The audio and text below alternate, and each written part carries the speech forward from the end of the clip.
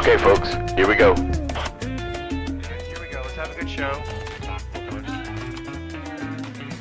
1B, stand by. Yeah. Yacht, stand. Yeah, Take take it at midfield. Just go take right it now. up. Go to Well, camera 3. 3. Go to the gate. Perfect. Just like that. I'll just go ahead. Yep. Graphics 2 is going to be up for the first. Okay. Okay. Go right there. Go to camera 3. Go. Yep. Go to the gate. Perfect. Just like that. No music. I'm going to hand to Q. Sophie. Wait for it. Wait for it. Wait for it. On radio in the Canal Zone. All right, guys, mic check. Yep. Go ready. Okay, Ricky, mic. Yep, I am ready. Wait for it. Wait for it. Willie, mic check. Yep, let's go. 1B, stand by. 10, 9, 8, 7, 6, 5, 4, 3, 2, 1. and we're live. Okay, and go for it, guys.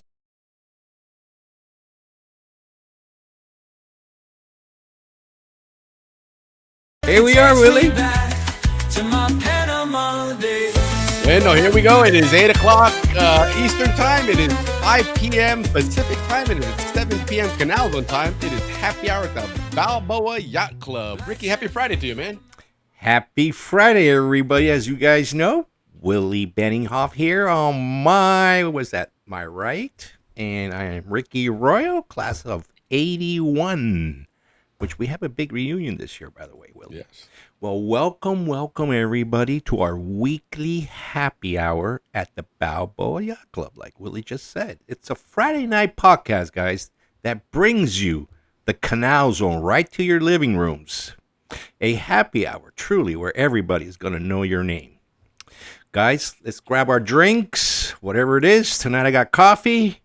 Let's toast to the eighth wonder of the world, to the Zonians, a.k.a. the Mango Heads. Let's go, Willie, because we got a great show tonight. Yes, we do. Salute. And, of course, I got my Michigan Wolverines glass today. They made it to the Final Four. So, and I can honestly say this, of all the Final Fours, this is the one in recent memory where I can honestly say the 4 best teams are playing, because I mean it's just, I mean, they're really, really good teams, all of them that have made it to the finals. So should be Canal good. Zone College, Red Machine, Bulldogs, and Tigers. Let's go. Bulldogs are favored, of course, so that's the way that should work. But no, you're right, though. We have an absolutely great show tonight. It's the first first Friday of the month, so it's our Canal Zone history.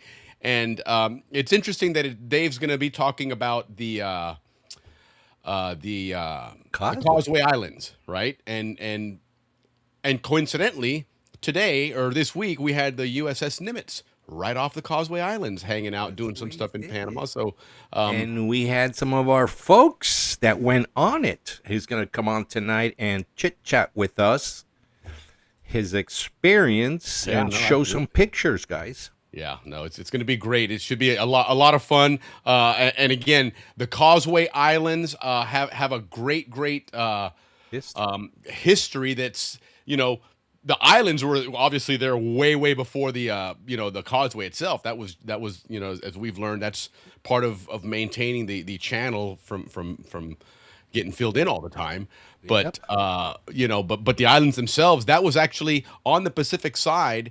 That was like the deep water port area, right? When you get to Panama City, Casco Viejo, all that area, you couldn't bring big boats into there because it was all shallow. Yeah, Think of the tides.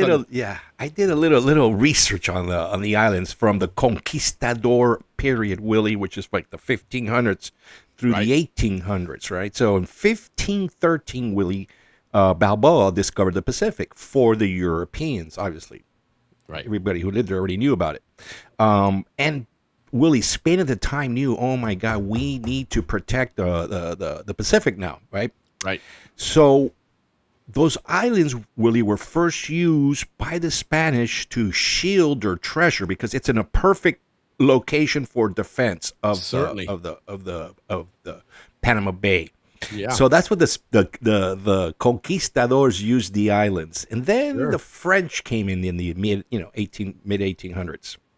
Right. And Willie, they used those islands as where it's like an engineering gateway. In other words, from the most furthest island. That's where they measured everything from. So from this island, So is that 500 like a miles starting over point? there is that point. From this island, Yeah. so it was the starting point. So Yeah. that's how the French used it. Okay. And then the For reference- Americans came in afterwards, Willie, and they used it. They fortressed it. They used it for fortress. I'm sure that's what we're going to be talking about tonight. And then, of course, Panama now has it, and they basically have reclaimed it as a national asset. And we'll talk about what Panama has converted the causeway into. A success without story. a doubt. I mean, and you could certainly one would certainly argue that without the causeway, it wouldn't be what it is today, right? Some of the things we're going to talk about here about the defense and all that stuff, you could certainly pull that off still, because I mean, the military is the military. They could, with ships bring stuff on there, but what you see today with cruise terminals and restaurants and houses. Yeah, in fact, it's it's centuries of hard work, right? From a treasure shield to an engineering gateway to a fortress to what it is today.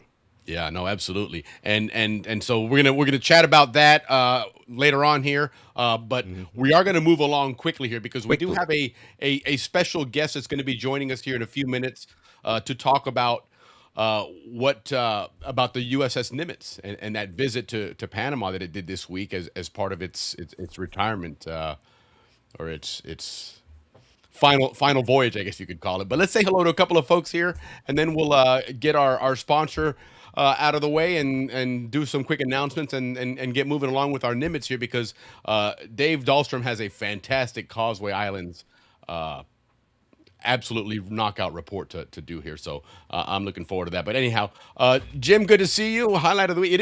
It's our highlight of the week. My whole week I'm waiting for Friday, man. I'll tell you. I told my wife, me "That's the too, Willie. I afternoon, like my leave me alone, Fridays, man." Yeah, me too. It's I'm a routine person, so this is fun. great for me. I Yeah. absolutely enjoyed. I enjoy the heck out of doing this. It is a lot of fun. Yeah, me too, And Ricky me and I too, both me have too. a great time doing this, so it definitely is. Jim and Diane, good to see you guys. Good evening. Hope all is well with you guys. Yes. Don't need too many Easter. Yeah, we did, and we paced ourselves all week so that we would be able to, in case we went a little overboard on Sunday. But it's we're in that in between stage where the grandkids are still too young, so there's not a lot of candy there yet, and the kids obviously have moved on past that. So we've got a bit of a buffer here, but we're probably another 2 years away from getting a lot of candy again and loading all that up. So hopefully that won't be the case. But happy Easter to you, and God bless you as well. Rich, I think Rich is chiming in there. Buenas amigos, how you doing? Hey, Rich, good to see you. Yeah, here it is. Told you, it's a place where everybody knows your name. That's right. Yeah, good to see you, Rich. This is going to be a really cool show. Rich chimes in quite often, and we appreciate having you guys on. We love seeing the same names here. And then, of course, good morning, from Japan. Oh, yes, sir. Akira Good morning, Matsushita yes. chiming in. He's been contributing a lot on some other stuff. I kind of, creep into his page every so often, and he is really active in a lot of different historical things, and it's really cool. If you want to learn some stuff about the Japanese culture, definitely give him a follow and check him out, because he's got some interesting stuff as well. Yeah, and a Panama connection. Our history with Japan goes back to the mid 1800s as well.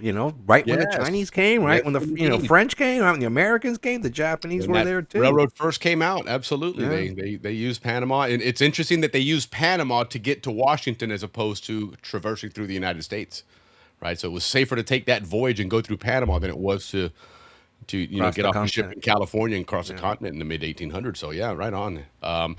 Easter outfits. I got my Canal Zone shirt here. That's my Easter outfit today. But I should have worn one. You're absolutely right. I wasn't paying attention. I got caught off guard there. So we'll have to maybe a post Easter shirt. I'll have to come up with one next week. But ¿Qué pasa, Lori? How you doing? Good to see you. Happy Friday to you. Salute, everybody. Miss Lori Hunt. Toast to you guys. And I'll tell you, she's an entertainer. Lori Hunt is on Instagram, and she does these great skits with her daughter-in-law, and you guys do a phenomenal job. I mean, this is right on. top-notch acting, girls. Good job, by the way. So toast to that, Mrs. Hunt. Yeah, absolutely. Salute to you as well.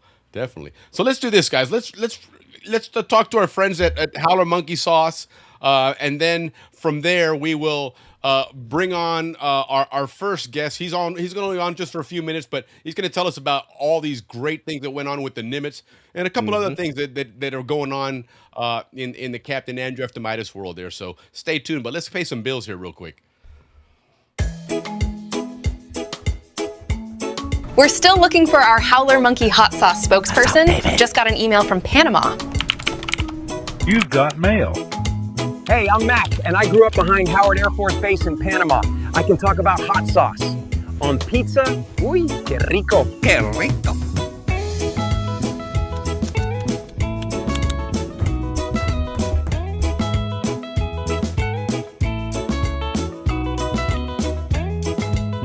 So I just miro la camera and say, I'm Mac. I grew up in these trees next to Howard Air Force Base. Hey, are we really going to Napoli?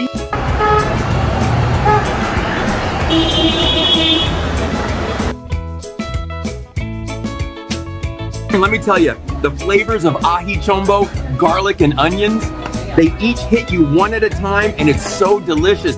Howler Monkey Original brings the true taste ají chombo of Panama to your pizza game. Do you know a howler monkey who can describe the sweet heat of our original with authentic ají chombo peppers, or the fresh punch of verde where habanero warmth meets crisp bell pepper? How about the bold tang of Amarillo, yellow Scotch bonnets blended with mustard seeds? And of course, our hot, the same great flavor as original, fired up with red habaneros for that fire. Our sauces are all natural, no preservatives, gluten-free, pure flavor and pure fire. Are you the next Howler Monkey spokesperson?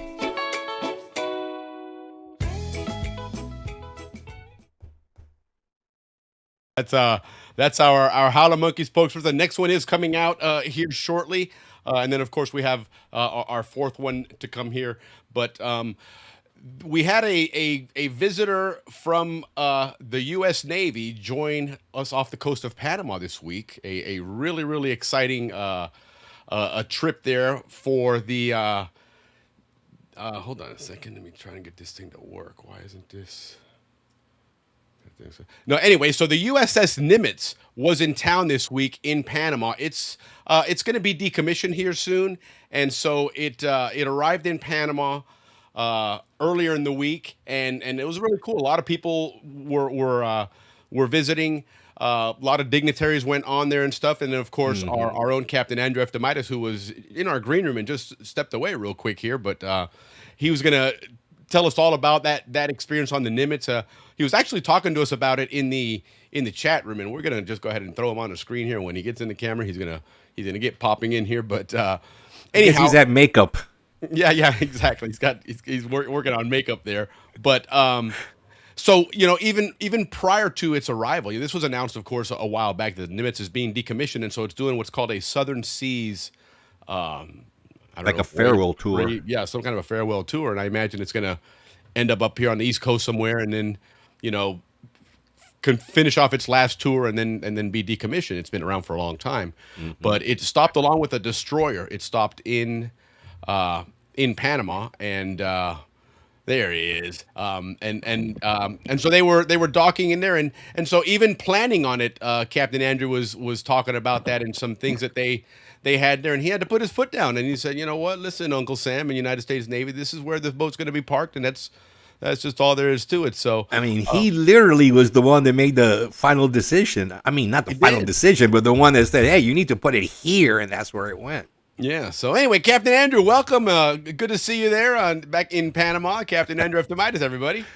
Yeah, that's right out, Captain. Be a part of it all. Yeah, absolutely. Friday to everybody. Dave, Howdy. how are you? Happy Friday to you, brother. Happy Friday, man. So anyhow, the Nimitz, it came into town. This is something that was planned for a while now, right? It's something that they were going to be doing as part of the farewell tour, right? Well, I got word from it from probably about 30 days ago, that they needed some boats to help bring sailors ashore, right? For port. So that would be your business, right? Yeah, right. So we got the Serenity. She did 4 days of 24-hour service, and wow. So that was cool, and but that's interesting, the dynamics of how do you get that organized. I mean, Maurice Cohen was involved in it, with his company, which is what's the name of his company? Maurice Cohen, by the way, is a Zonian. Yep, CHS 85. And he's like one of the lead guides over there that they did. It's called.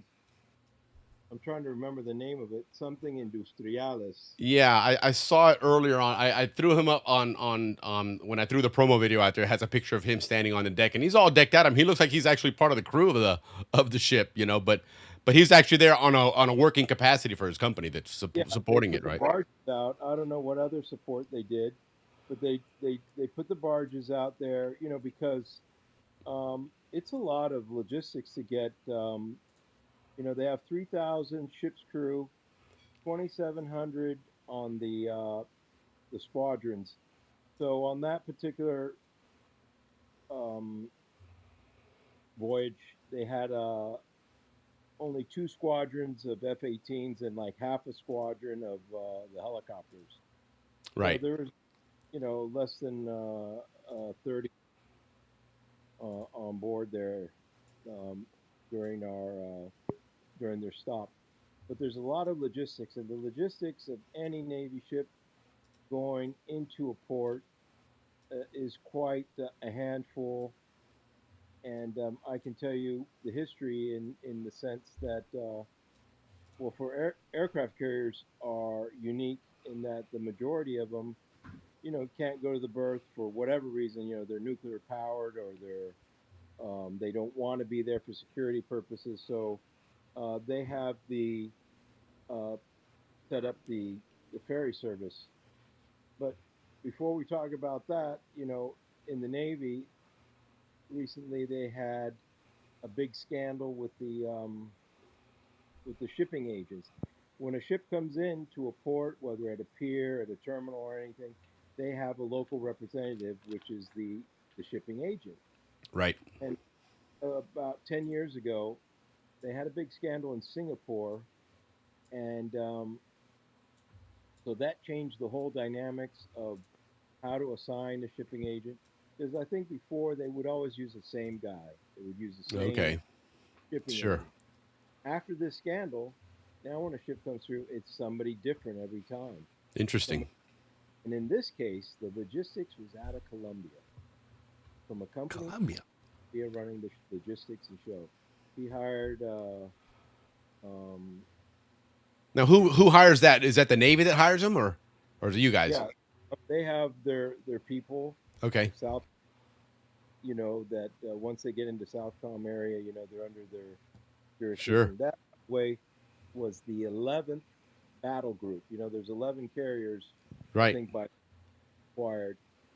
And I met the admiral, very nice guy, Admiral Norman, Cassidy Norman, and actually he's a colleague of a former Zonian, of a former naval aviator and Zonian, Luke Robinson. If any of you all know him, Oh, right on. And that's cool. Flew F-18s. And so I asked him, "Hey, you know this guy, Admiral Norman?" "Oh yeah, he's a nice guy." And the admiral was super nice, and I gave him one of my challenge coins. And then Willie, I showed you a picture of the coin. And he's probably, I think, one of the only admirals in the fleet right now that has 2 carriers in his squadron. Oh wow! And the reason that is because the Nimitz was scheduled to go retire. Right. But they're extending that for 1 year more, just in case anybody didn't know. And the replacement for the carrier group 11 is the Truman, which is in Washington and Washington State doing some, you know, sea trials, isn't it? Still. It's just getting fixed up or whatever you want to call it. Oh, right. Get everybody trained up and ready to go and familiar with the ship. So the deal there is they'll be swapping out, and they'll be down, you know, to 1 carrier in Battle Group 11. Okay. So Interesting. there's 5,700 people on board there, and there are a lot of things to consider, for security and everything. And it was interesting. I mean, this whole anchoring thing that you brought up at the beginning of the show here, this anchoring thing, because I was talking with my office, I was talking with various people involved in that, and from what I understood, they were going to anchor near the channel access.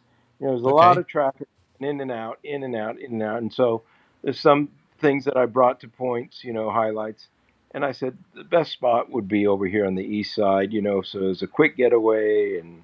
Sure, and we've got that like a solar radar coverage or whatever on the screen right now. That image there, and it shows the different ships out there. You can see where Panama City is, and you can kind of make out where the causeway is. And the ship is actually, on a regular map, it's what, southeast of the causeway. Technically, is that correct? Yeah, southeast there, and out of canal waters.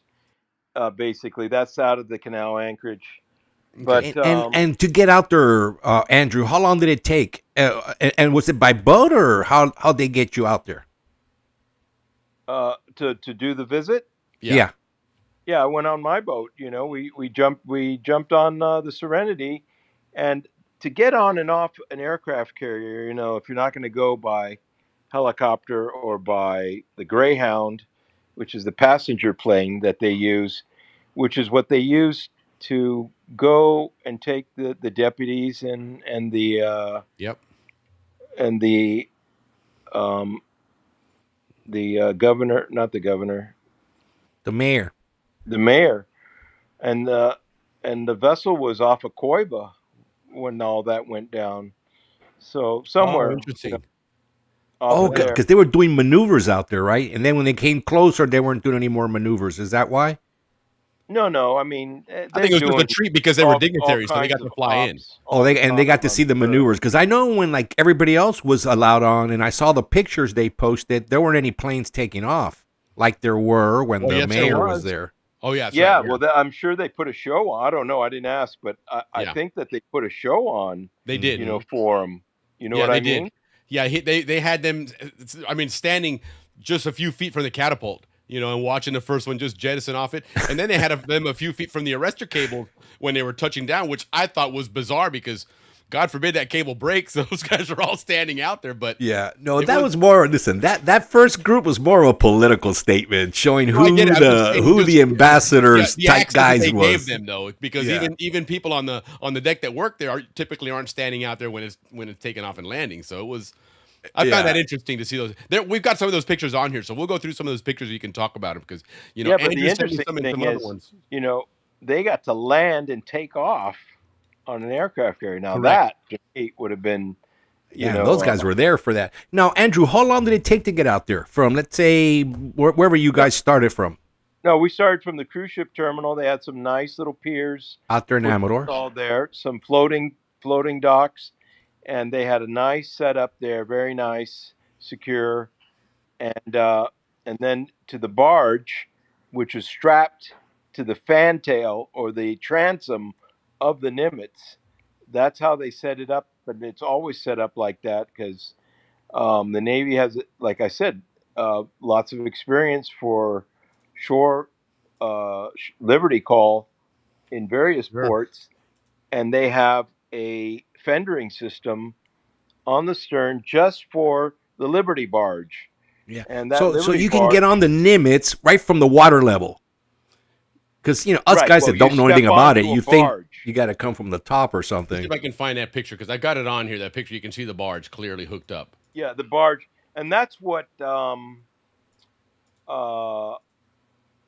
Maurice set up. His company said. Yeah, I thought I had a picture of it here, but it was attached to the back, flush to the back of the ship. And you know what it looks like is, remember the floating dock out at Amador Beach? It looks like that, but it's obviously much bigger. But it's just a big flat thing that attaches to the back of it, and then the boats dock to that thing and get off and climb in there. And then you walk. Cool. Okay, got you. Yeah. All right. Yeah, what a big event for the country, in my opinion, of course. I know some people were and the upset barge about has it. to meet certain specifications, and certain You can see it a little bit because on it's this a big picture. operation, you know. Oh, to there bring you are in the people- back. Yeah. And that's your boat right there, Andrew, isn't it? Oh yeah, that's me. Yeah. Isn't that cool? Because this isn't one of your pictures, but I got this off the internet. But that's your boat on there, and that's what he's talking about. So Maurice Cohen, guys, CHS class of '85. His company does this, and that was what they did. Is set up that barge to connect to the ship, so that they can get on and off without having to, because it's not like a cruise ship, with it's got gangplanks and everything on it. It's So we know minimum 2 Zonians made money off that deal. yeah, that's it. Right on, guys. Hey, cheers for that, man, for sure. Yeah. So Yeah. So they had that tied up there, and that's where you access right there on the. Oh, there you go. You can see that rubber thing there on that back. Go back to that picture, if you can. You can see the fendering system. There's that fendering system. You see?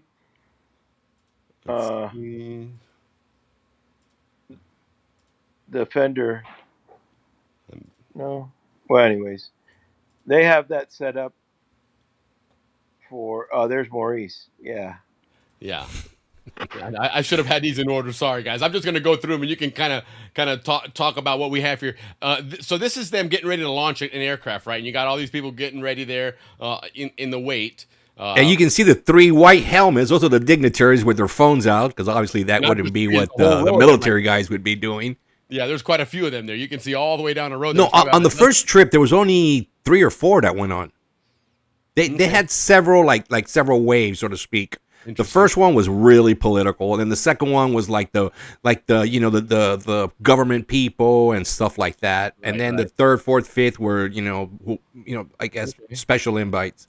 And our captain was one of those special invites. He was able to bring. And then his you wife can see here, this is the ambassador. That's the ambassador, the newly married ambassador to Fito, the ex-vice president. Yeah, Fito Duque, Altamirano Duque's granddaughter. Yeah. That's right before you go into the hangar deck. And I didn't realize that Trump used that picture as an official photograph. I know, right? I was thinking the same thing, man. He was like, is he going to be smiling? He's like, well, I'm commander-in-chief, man. So that's what he put in there. But that picture's when he was arrested. Yes. I mean, oh, that cracks me up. But yeah, that's Julieta was like, this can't be real. I said, it is real. It is.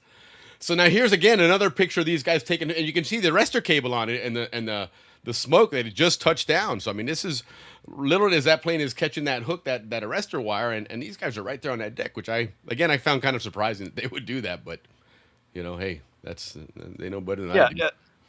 That's pretty intense, that coming on and off of there. Sure. The guy, I would have enjoyed that for sure. Yeah. Especially getting catapulted off the deck. Right. That was a pretty intense evolution. Oh, yeah. Anyways, so we got on. We went through the hangar deck, and they talked about the different aircraft, and they have 2 special, one helicopter and one F-18 on display down there on the flight deck. They had them all hanging out on the flight deck, the other aircraft that they had. Then we went up to the bridge, and the interesting thing was when we were up there, they were kind of a little nervous, the lookouts or because they were talking to each other. And I said, well, let me back up. When I was on the main deck, on the flight deck, right, I was talking to the guy, a buddy of mine from the embassy, and I said, what is that over there? Do you see that? And I don't know if any of you saw the final countdown, but it was filmed on this vessel. Oh, that's right. Okay.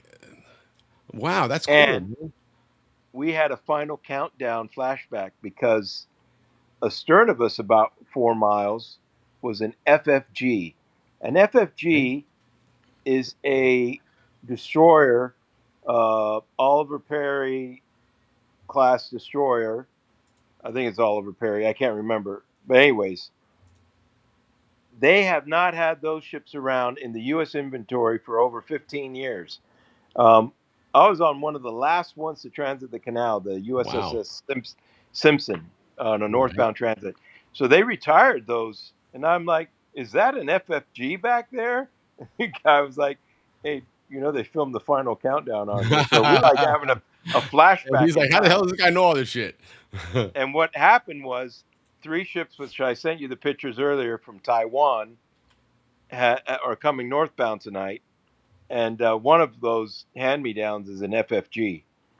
And so when I went up to the bridge, I was like, hey, you guys saw the FFG up there? And they're like, oh, where's that from? Because, we need to be informed when another combatant is in our area, Right. Sure. So, I told them, I don't, no worries. They're here to transit.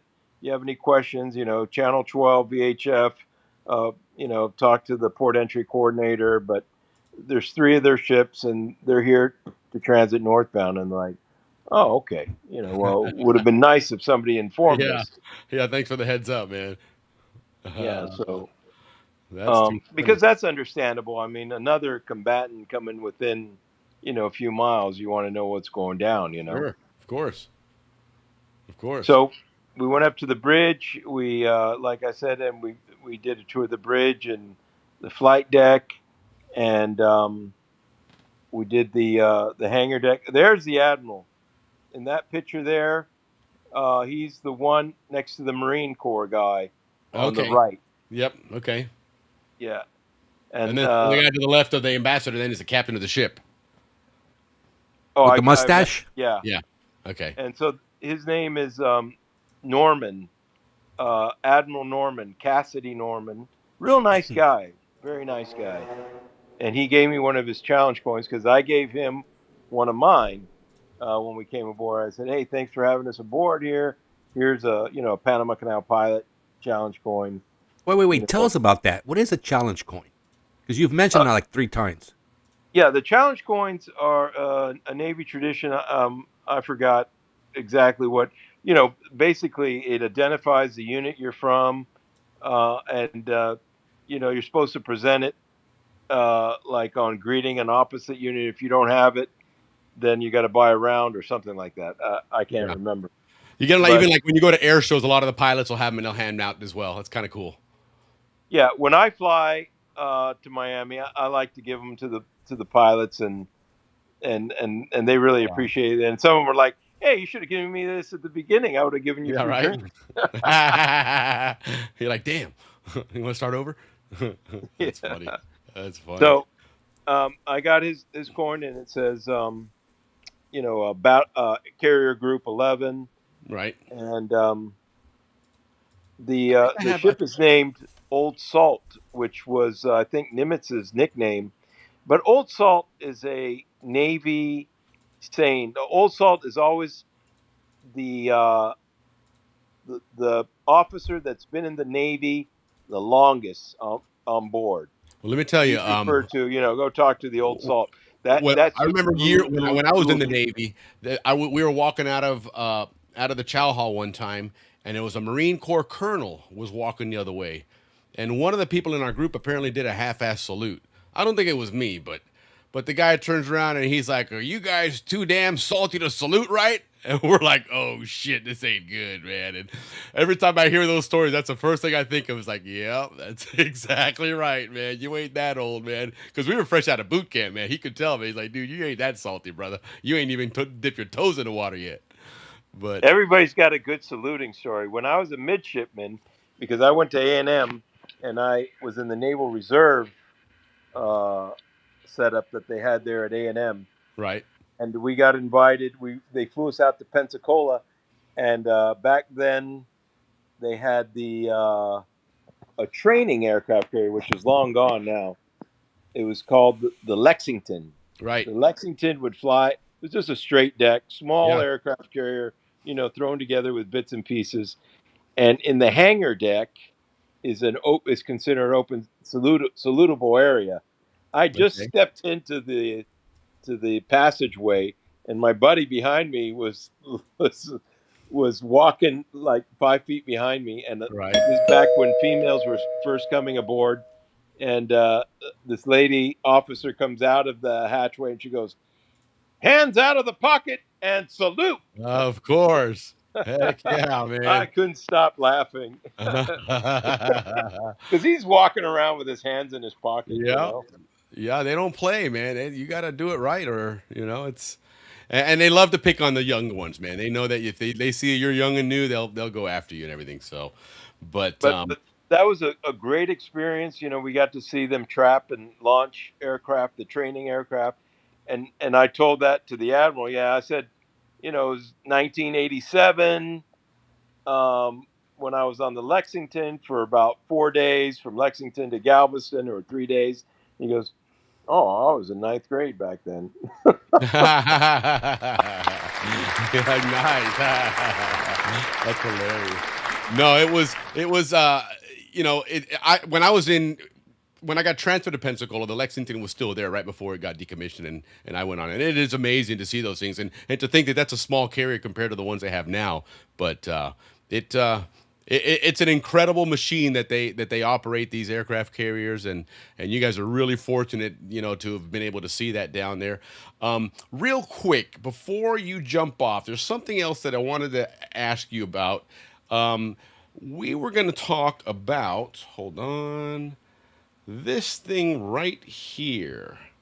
There's something, I don't know if anybody's ever heard of this term, but the Order of the Big Ditch. Anybody familiar with that term? Sounds prestigious. Yeah, it's let me share the screen here just a moment. Bear with me here. Well, before you show that, just so you know, the Navy is very traditional with all kinds of certificates, as some may or may not know, such as the Blue Nose. When you cross the Arctic, I got that one.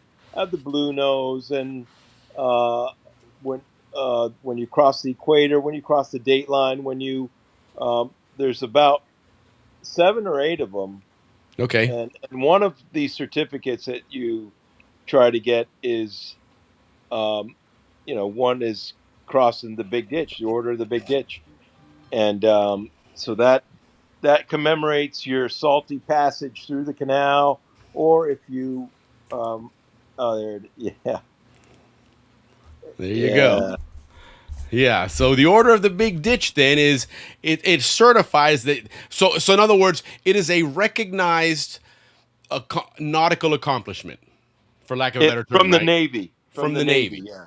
Okay, and so the Order of the Big Ditch, obviously, as you know, the Big Ditch is the Panama Canal, and this certifies that, and that would be your name there, having transited the Panama Canal and been duly initiated into the mysteries of the same, is hereby declared a member of this order. Said transit was accomplished on, and it'll give you the date of the month of the year, on the good ship.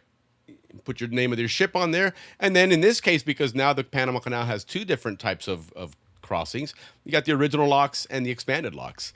So how does one go about getting one of these Order of the Big Ditch here? Because this one obviously is special, as you notice on the lower right-hand corner there. This is this Cascadas Lodge deal here. So, Andrew, how do I get my hands on this? I'd like to say excellent work on that. Willie put that together, guys. Excellent. The guy's a craftsman in putting things together like this, which I really appreciate. So you go on partial transit on the Serenity. We do them once a month. Check us out at cpanamas.com and see when our next transit is. I think we have one coming up in the middle of the month. I can't confirm it yet. There's that opportunity coming up in the middle of the month, I believe. And we will be handing out these certificates to all those. We did it a couple weeks ago. We transited, and people seem to be happy to receive them. It's cool. It's a nice little memento that says, "Hey, I did this." It's a thing, I mean, not everybody crosses the Panama Canal. It's one of the 8 wonders of the world. I mentioned, you cross the Arctic Circle, you get one, the Blue Nose. Right. And if you're on a ship, normally they have like a ceremony. Sure. And crossing the equator. Yeah, I was going to say the equator's one. The equator one is the, what is that one called? I can't remember. But there's a big process for that. And They stick your head in a toilet, and they all kinds of I don't want to know, man. hazing going on. Yeah, I'll bet. I'll bet. But no, that's cool, man. That's all. Listen, it's all great traditions. The nautical traditions are incredible. I mean, it supersedes everything else in the world in history wise, right? Because that's really how we started expanding this world and find new lands and everything. A lot of it was on ships. So there's always been a great tradition there, and certainly Andrew is carrying that tradition very well. So, Andrew, listen, thank you so. Oh, last thing, did you want to talk about the museum, or you want to save that for another one, or? Well, we'll do that another one when I'm further along. I got you. I have full-time employees, I'm happy to say. Nice. And some of the work that they're doing is just mind-blowing, as you well know. 100%. Just the details on it, and it's going to be something everybody to look forward to, because it's going to be just massive and amazing. Yeah, agreed. Our desire is to bring you back in time in miniature. So I think everybody will be pleased by its. I don't know. We'll think about it and do a progress report. Agreed. Where we're at, yeah. where we started. I don't know what you think about that. That might be something. Well, keep in mind that next month, the month of May, we've designated it Panama Canal Month, and every one of our segments is going to be about something on the Panama Canal. We're going to have you on. Lance Wiskowski is going to rejoin us to do that dredging show the right way. Trying to get a hold of David Cohen to do a tugboat segment with us as well. And Jim Duffus is going to be joining us to go over the Gatun locks and the ins and outs of the Gatun locks. So it's all Panama Canal next month, and you'll get an opportunity, obviously, with the Panama Canal report to come on and do that. And then, if we've got a progress report, then we'll throw it out there, man. All right. Yeah. It's going to be. It is a lot of work, and I really. But we've been working on it for 2 months right now, and it's starting to take shape. Yeah, it is. It's really exciting to see. Ricky and I have the good fortune of kind of getting a front row sneak peek at it. And I'll tell you, the other day, he did just a very, very casual with his phone going over some trees and stuff that are in a layout, and it really had depth to it. It really looked great, man. I was, I'm kind of picky about that stuff because, I mean, obviously, I like to, do things that make them look good, and that was. You guys are doing a great job, man. I'm excited to see that come out, man. So and we were talking about, I mean, for introductory, you could do like a traveling display, have it at the airport, have it at the convention, for sure, have it at different places to get people excited about it eventually. Yeah. We're taking it one step at a time right now, and we do have 2 full-time employees, and it's just. It's pretty amazing, I think. Hopefully, if it continues in this direction, then it should be just something impeccable. Yeah, agreed. It's really going to give you a great perception of the canal, a different look, a different view of it. I'm excited for it, man. It's really cool. So anyhow, congrats on that. Thanks again. This was very last minute. I literally a couple hours before the show, I said, hey, by the way, are you working tonight, or can you jump on and talk about the Nimitz? He's like, yeah, I'd love to, man. So we just last minute, just to close it out a little bit. We were out in Toboga, fantastic island. I recommend anybody come down here. Join us out in Toboga, because we did a beautiful. I'll tell you, my hat's off to the municipal of Toboga, or whoever took the initiative. And I'm telling you, the history of Panama, this show, what is in the air, or what has been going on lately to bring out the richness of the history of this country is amazing. Because let me tell you what I saw today in Toboga. They blazed that trail to the 3 Crosses. I don't know if you all know about the 3 Crosses. The trail is immaculate. Okay. That's a 45-minute hike to the 3 Crosses with some nice signs, that show the history. Sure. The path is clearly directed. And it talks about that, the island was under attack by a pirate, Inglesworth, I think his name was, in 1819. and 3 of his sailors died. They buried him up there, according to the legend. That's Right. where the 3 crosses are. We continued up to the bunker, which they have painted and made a museum in the bottom part Oh, with wow. pictures. Okay. And they hauled out 2 of 505 millimeter or 105 howitzers 100. Yeah. that were located on the south side of the island. 2 of them they undug. The other 3 are still embedded in the dirt, and you can see where they put the charge, to disable the Sure. guns. Right. Instead of hauling them back ashore or whatever, Just they make said, them unusable. we're just going to blow them up here. Yep. That's smart. Which interesting. I didn't even know that they had these batteries on the south side of the island, and I want to go back there and see where they were set up. Man, if only you had a But, boat that you could get out there whenever you want. The island is really transforming. Talking about the history, the pirates. The church was in full bloom with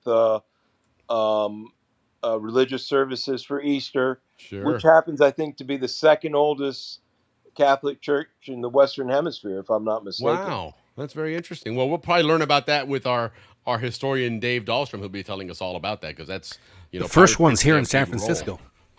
So that should be exciting, man. I'm really looking forward to it. And you're absolutely right, though, Andrew, that Panama is there's a huge excitement now for promoting Panama and the history of Panama, and one thing that we're seeing that we're really enjoying is that it's including United States history as well again, which for a while there was kind of disappearing. So, thank you guys for having me. You're my brothers, and I appreciate the camaraderie and the spirit of keeping the Zonian life Community. candle lit. And Yep. and I look forward to your shows, and keep up the good work. Thank you very much. Thank you. We appreciate you, Andrew. And again, don't forget, guys, next month, the month of May, is Panama Canal month for us. So Andrew will be on doing a Panama Canal pilots report. So we're looking forward to that. But again, thank you so much, Andrew, for taking the time. Have yourself a wonderful weekend and a happy Easter, brother. Happy Easter to you all, guys. Take care. Cheers. All right, Dave, you're right on here. Sorry, brother. We threw you right in here on top of it, but nonetheless, it is the first of the Friday of the month, and this is Dave Dahlstrom time, and so we'll bill Andrew for encroaching on your time there a little bit, but nonetheless, listen, that was really cool stuff, because what a great coincidence that Andrew, happened to be doing this whole Nimitz stuff, and it played a role with the Causeway Islands, and coincidentally, part of what you're going to talk about those islands does involve aircraft carriers in the Navy. So it's good to see you guys. Good to see Andrew. Yes. We've got such a long history. You were just talking about it. Over 500 years of European history. Right. Basically, Bastidas and Columbus, 1501, 1502 were the first time they got there. Balboa discovers the Pacific in 1513. He also discovers, Panama Bay at that time. There's, I guess, some debate whether he actually went to Tobago that year, but it's over 500 years of history. And I think, like most of us, we grew up in the 80s or 70s or 90s, 60s. that area. right. And that's all we know. Correct. And we don't really know what happened there. And I used to go to the Causeway. It was my second home. And, absolutely. And I had no idea what was happening right in those waters. I think at that time, Dave, when we were out there at the Causeway, most of us never even fathomed that at one point you had to take a boat to get out there. Well, everything was fenced off, and you know how we were raised in a canal zone. If it's fenced off, you're not going back there. No, but I think what Will was saying, there was no Causeway 500 years ago. Not even Amador. Oh, I get you. Sorry. Yeah, that was that's a recent occurrence. Yeah, that's the Americans. But it was a military base, and you couldn't get out to it. Right. So probably Zonians didn't go out there much after World War II. Right. I don't know. Maybe Well, wait, no, it was wasn't public it out built? then, but Wasn't it built from the debris from the canal excavation? yeah, but it was to fortify those islands. It wasn't a causeway for They people to hang ran out at. the Yep. munitions and stuff out there. Yeah. Breakwater, but they probably said it was a breakwater. It probably had some truth to it as well for currents and stuff. But I think the primary reason was so they could fortify those islands and have trains that go out there and take all the munitions and stuff. Correct. It was a military operation. Well, and like you've mentioned before, Dave, with the Panama Railroad, initially the agreement was to build it and go out there because remember, guys, the tides on the Pacific side were so extreme you couldn't bring big boats in, and that was the French. Did they have to pay 10 million for not taking it out there? No, 10 million it was the back Panama then. Railroad. The Panama Railroad had in there, they used these islands as the port because that was a port on the Pacific side. Yep. And that's why we're going to talk a little bit about the Spanish tonight, is because Balboa comes over, finds the South Sea in 1513. It wasn't called the Pacific then, so you could say Atlantic and South Sea side. That doesn't flow as nice as Atlantic and Pacific, but it wasn't until 1520 when Magellan came around South America for the first time and discovered the Pacific that they renamed it the Pacific. That was a year after Panama City was born. But the original capital in Panama was down by Darien, but it was too dangerous for them, being attacked and stuff. So they moved their capital to Panama City. And I think when Balboa came across, not only did he see the ocean down in like San Miguel Island, they got in boats and they went across into Perlis. And then in that area, I think they even went. I've read where he made it to Toboga, and he probably went along the coast and stuff and found this area. So when they decided to move the capital to Panama City, they'd already been there. Right. Sometime between 1513 and 1519, they were exploring there. So I have I don't have a lot of confidence, but I'm pretty sure that Balboa had spent some time in that area. Sure. So sometime around 1513 and stuff is when actually 1519 when they started building Panama City. And that was basically the launch pad for all of the Spanish expeditions. We had the conquistadors. You hear about Pizarro and Davila and these guys, ruthless conquistadors. They all sailed out of Panama City and they went south. And eventually it wasn't until 1532 where they marched in and met the Incan emperor, and then murdered him, and then took his gold. And from the 1501, 1502, when the Spaniards started entering into South America and setting up little colonies there, they brought the disease with them. Mm-hmm. And when Pizarro goes to Peru and stuff, like 90% of the Indians had died from disease.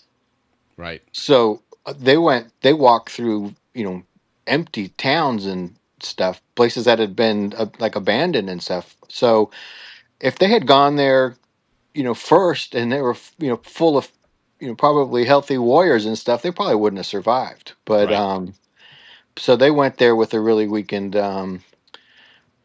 population there, and then they started taking their gold. So from 1532, it was the end of 1532. So from 1533 all the way till when Drake comes to like Portobello, and I think it was 1571, or that was Morgan. To Portobello and attacks it. The Spanish had 40 years where nobody had come from the Pacific since Magellan. Right. It was only the Spanish. They had set up these forts, and one of the things we'll talk about with the Causeway Islands is how they got their names. And when they were building Panama City, they brought in the Spanish engineers, and they called them Flamands, okay, or Flamencos, and that goes back to the days when the Spanish were, conquering the world. They went up to like Netherlands and they got into a battle of Flamands.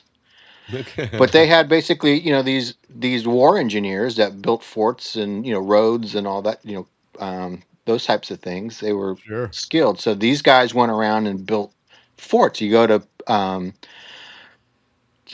Cuba and Dominican Republic and Puerto Rico, and you see all these Spanish forts, and they all look the same. They had a crew that went and built these forts to the specific standards that they have. Very very well made stone, and that's one of the reasons why the Canal Company tried to hire, or they did hire Spaniards, stonemasons and stuff to come work when they needed stonework, because these guys were expert at it. Sure. Jaime And Massot's family is got that kind of background.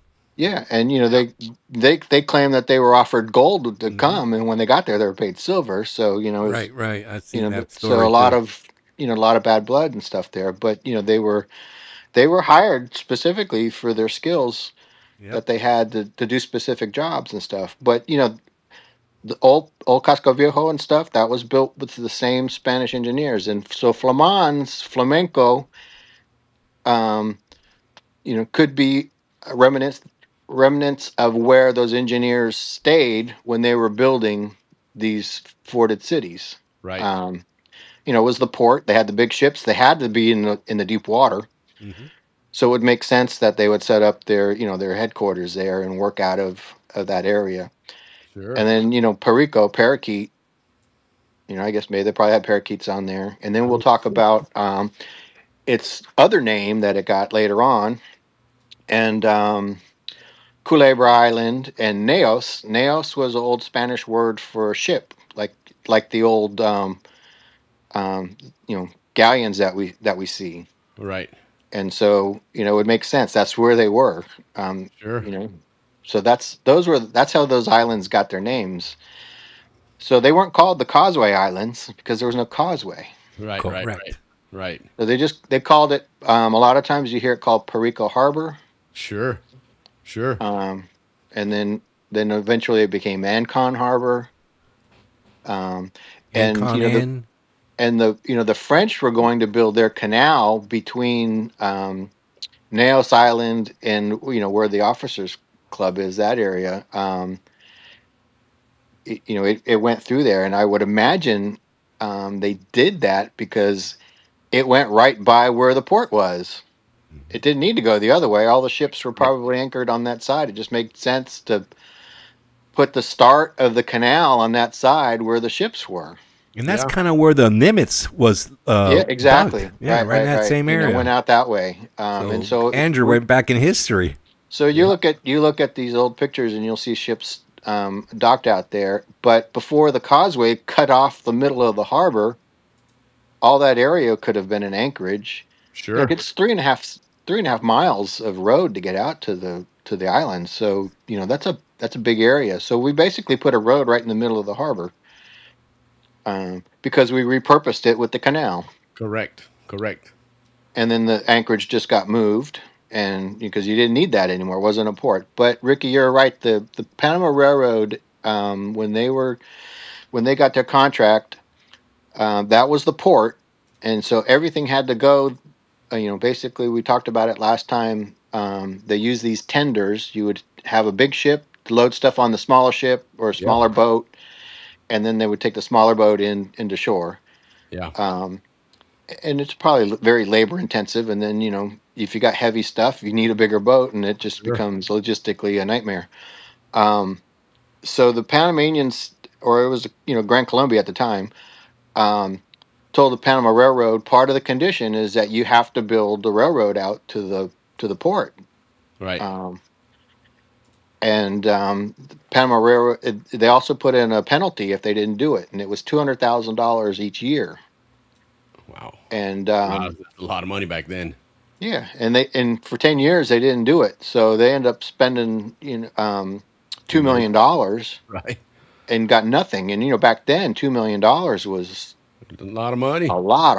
But they were making so much money, they probably figured that's exactly right. It didn't make sense. But Also doing business the way they yeah, Right, right. They had to cost of doing close the business. deal. So we're going to talk about That's all actually these smart different negotiation. things that happened in that area before we know it. But it's also an area that one, it used to be part Fort Grant, which was named after a U.S. president, and then Sure. another president there. So my segment tonight was going to be the Causeway Islands from pirates to presidents. So Right. basically the 1960s, going from 15.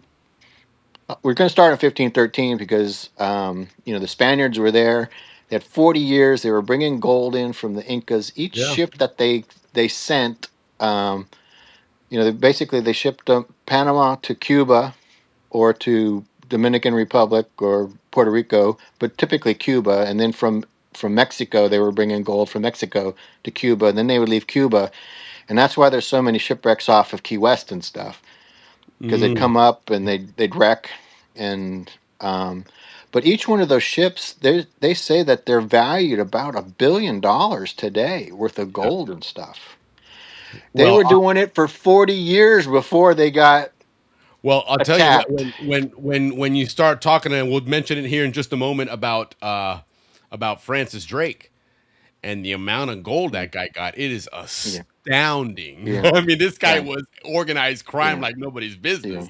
All right, so I'm just gonna I'll go back to the slide that we have. So we had Balboa came across the isthmus, and he had his golden war dog called Leoncito. So I just thought we'd just remind everybody about that little thing, because we don't really talk a lot about Balboa. I mean, it's Right. our hometown, it's our school and stuff, but I didn't really know a whole lot about him. He got beheaded. He discovered the Pacific, and that's like, oh yeah, that's all. Even you in don't need to know. California, there's a lot of Balboa. But but these guys, one of the things that why they took this job to go on these voyages is because they were able to keep 4/5 of whatever they found, and they had to give 20%, 1/5 to the crown. Correct.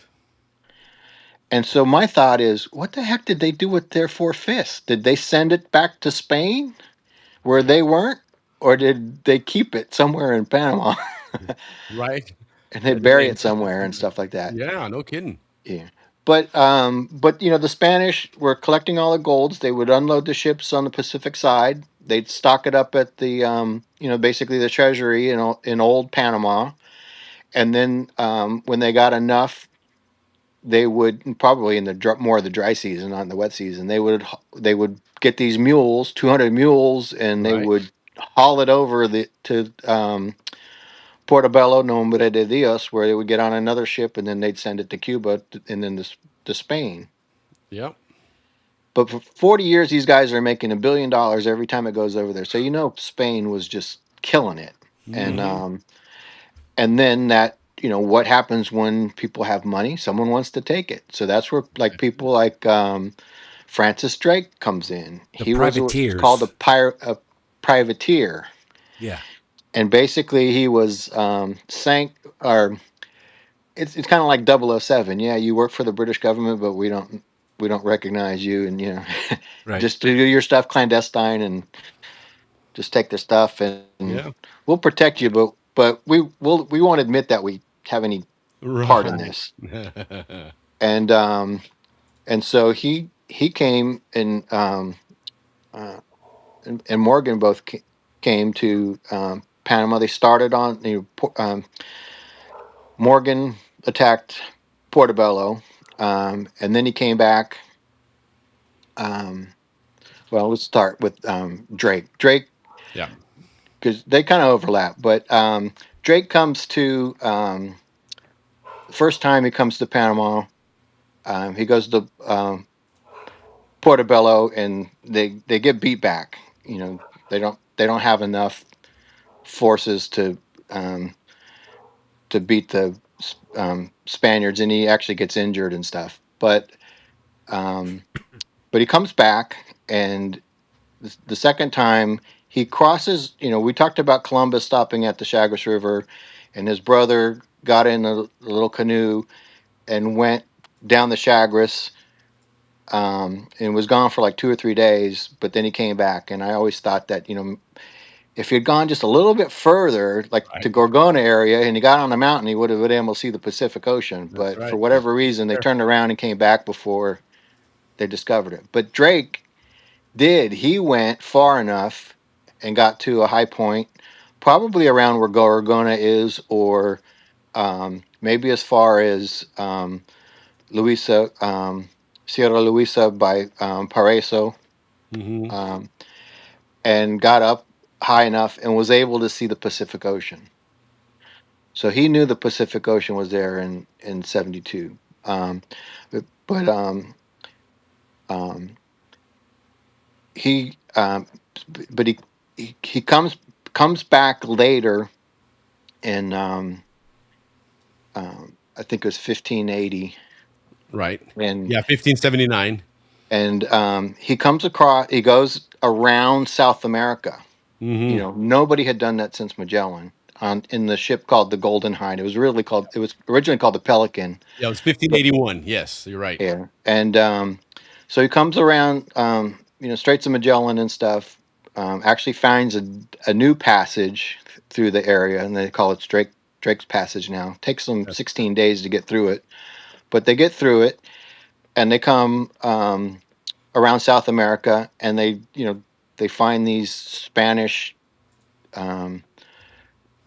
outposts and stuff, but they steal their gold and their wine and all that stuff. But when they get up past Ecuador, they find this ship that's laden with gold. It's called Nuestra Senora, and they also give it a nickname called the Gaga Fuego, the shit fire. Yes. And it's moving slow because it's got so much gold and silver on it. Well, and they've never seen another ship in those waters for so long that Drake basically comes up behind them, and they're like waving at him. Hey, wait a minute, you're not Spanish. Who the hell are you? And so Drake captures the ship and all of its gold and silver, and it takes him 6 days to load all of the gold on his ship. Right. And then he sails off, and he comes up through Panama, through Toboga, and eventually, he's worried about the Spaniards, and so he ends up going up all the way to the coast of like Vancouver, and then he goes across the Pacific and ends up in Philippines, and then circumnavigates the world and ends up back in England, where he's knighted because he stole so much gold from that ship. It basically paid all the debt that the English government had.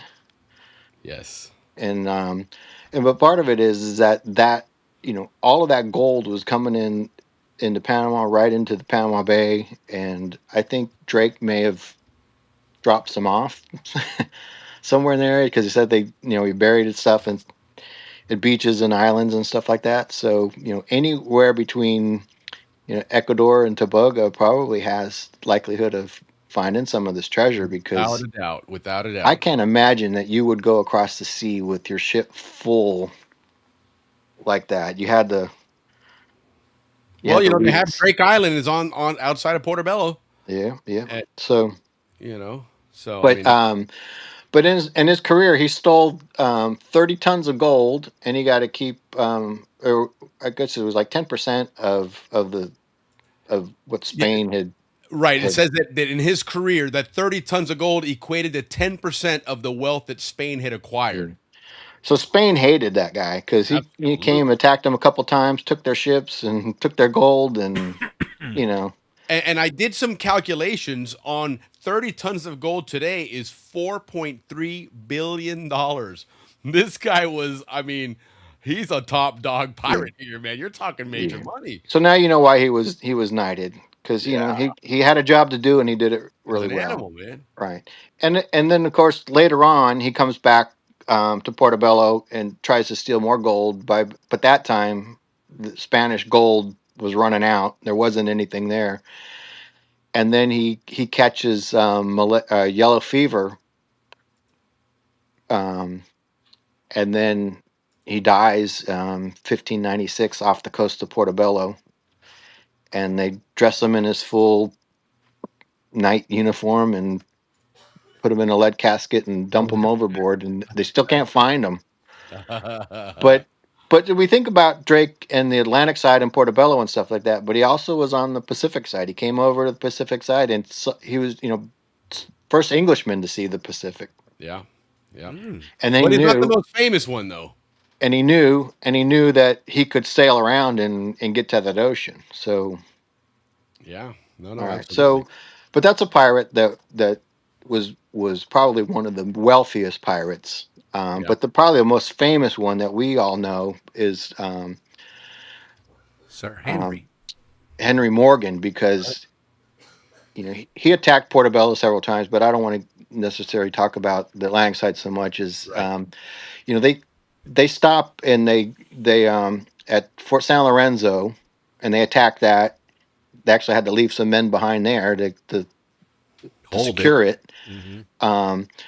But then they marched 1,700 men march across the isthmus. Basically the line where the canal ends up going and where the Panama Railroad goes. That was a valley before, the Chagres Valley, and then they came across, and they call it Buccaneer Hill, and it might be Sierra Luisa as well, where they were, or even Ancon Hill, where they were scoping out Old Panama.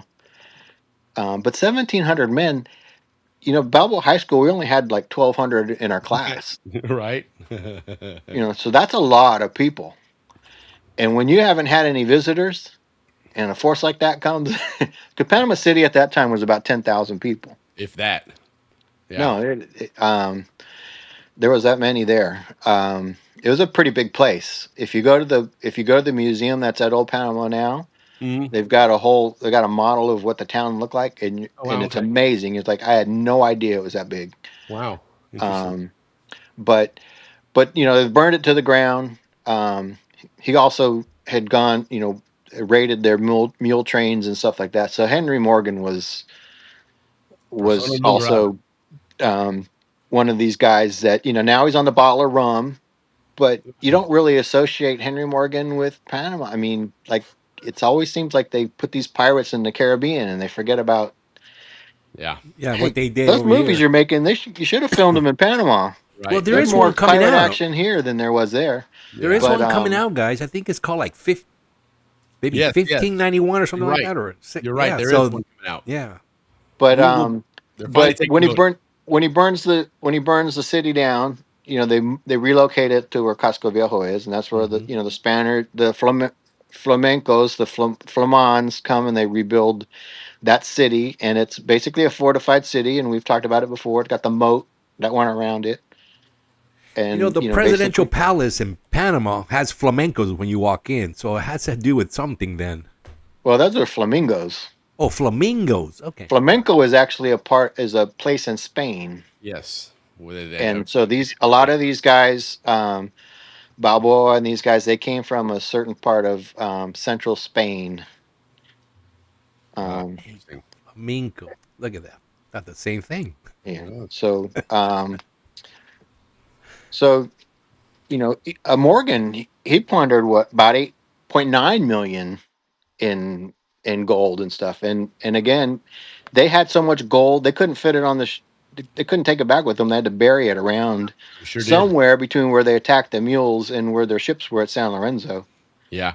And in fact, talking about having so much treasure, going back real quick to Francis Drake, at one of his heists, they had so much gold and silver, they actually dumped all the rock ballast out of the ship and used that as ballast to keep the ship going. Yeah. Because they didn't want to leave it behind or buried anywhere. Wherever they could fit it, they put it. It's like travelers today with the overhead bins, man. Right. Put everything in there. So, all right. So, I think they might have buried it, and now it's all under the canal because the Chagres River Valley is underwater. All those towns and all those, they're all underwater. So places that people were traveling, a lot of it's underwater. You have to go ask Lance Wiskowski about that when he was talking Yeah. about diving out there. So it'd be really interesting to see because those are probably some pretty big deposits of treasure that they left. Yeah. But then one of the most interesting stories that I learned about that I never knew. This is called. Let's go on to the next one. The Battle of Perico. Is that the next slide? I don't. I think. Shit, I don't think I put that one on here. Sorry. Here, there's one little. Graphic. I can. Uh, Let me start up my I can computer pull it up again. on mine here. My computer goes to sleep, so I can't see anything. No, I can. Is it the one with Grant's? Is it before Grant? It is. Because I have them. I kind of lost it. It's the Era 2 Pirates of the South Seas. Here we go. Here it is. Okay. I forgot to talk about Yeah. the Pilgrim Pearl Yes. when Balboa discovers the Pacific, and he goes over to Pearl's Islands. One of the reasons they call it Pearl Islands is because he gets this pearl, right? And it's in the center of that graphic there. It's enormous. Yes. And it's called La Pellegrina, or the Pilgrim. Right. And one of the unique things about it was perfectly round. It's doesn't really occur in nature. And where is it now? Is that in a museum somewhere? No. Go ahead, Dave. This is fascinating. All right. So he Balboa gets this this pearl, and it's perfectly shaped. It's like the largest pearl in the world, and it's like perfect. And you can just look at it. I mean, if you saw a real image, it looks like it's about 2 inches. Yeah. I mean, it's enormous. At least 1.5 inches. I mean, it's huge. But look it up. But he sends it back to Spain and gives it to the King of Spain. And the King of Spain is married to Queen Mary the First. Right. And so you can look at her paintings, her official paintings and stuff, and she's wearing this thing around her neck and had it fitted and stuff like that. And the other interesting thing about Queen Mary and the King of Spain is that they were first cousins. I'll figure that one out. And then you also read where, one of the detriments of the Spanish Empire was that they were kind of known for inbreeding, and that didn't fare well later on. Now, So, we were going to include this slide, but I went ahead and threw it in there anyway since you were talking about it because you asked about it. But yeah, it's a great story. Yeah, so she gets it and dies, but it gets passed around to several different prominent queens and princesses and stuff. I can't remember their names, but it goes like 5 or 6 around to royal families. Royal families get it, and then eventually it ends up with the princess of Russia. And this was before the Russian rebellion, the revolution, and they had to flee for their lives to Paris, France, and so they left everything behind except the son took this pearl with him. He hid it in his jacket or whatever. He's like, this is worth some money, man. Yeah. So it ends up in France, and then ultimately they have to sell it, and it ends up in an auction hall in London. And Richard Burton buys it for Elizabeth Taylor for $36,000. $36,000. Can you imagine? And now it's worth like $2.5 million. Oh, yeah, every bit of it, I'm sure. Yeah. But I'm not exactly sure where it is. If she still owns it, or she put it in a museum. But it traveled around, and it's famous, and it's Panamanian, and it's in a half a dozen of these old world royalty. Yes. It's got in their pictures. One of the kings actually had it dangling off his hat. You see, like one of those Three Musketeer hats, and he had it dangling like a little It's good to little be the king. ornament and stuff like that. Only the king can do that. But that's a Panamanian pearl. I mean, basically the first things that La Balboa Peregrina. discovered in the Pacific. That's what he brought back with him. Yeah, it was amazing. Now, you said the last person that has it is Elizabeth Taylor? Yeah. That was her estate, Okay. obviously, because she's dead now, but her estate is Yeah, allowed her to estate. have it. Yeah, of Yeah. course. I don't know if she gave it to the museum or not. Who has it? But Homework. I can't remember. Someone put on an encyclopedia, but I'm also forgetful. Right. Yeah. And I don't have any notes. I do all this from You do. You from do a memory great because I job. can't read my notes and do the video at the same time. Yeah, no, I hear you. I hear you. So But no, I it's forget. an interesting, early era of the islands, and really early on the islands were there, but they didn't play a major role. But then once you start getting into this third era here, where we started getting into the mid 1800s, this is when suddenly things change a lot. Yeah. Well, let's go to the Battle of Perico. Okay. Yeah, Um, and I'm trying to find where that It's one. the era 2. Oh, era 2. That's right. You did say that. Yeah. Okay. So just to do quickly, after Drake and Morgan come across, there's other pirates. The one was called Richard Sawkins, and then Harris. They're a pair. They march across the isthmus in the 1680s, Right. and they steal. They call them piraguas. If you know, like a large canoe. Mhm. If you ever remember, like the cardiac arrest.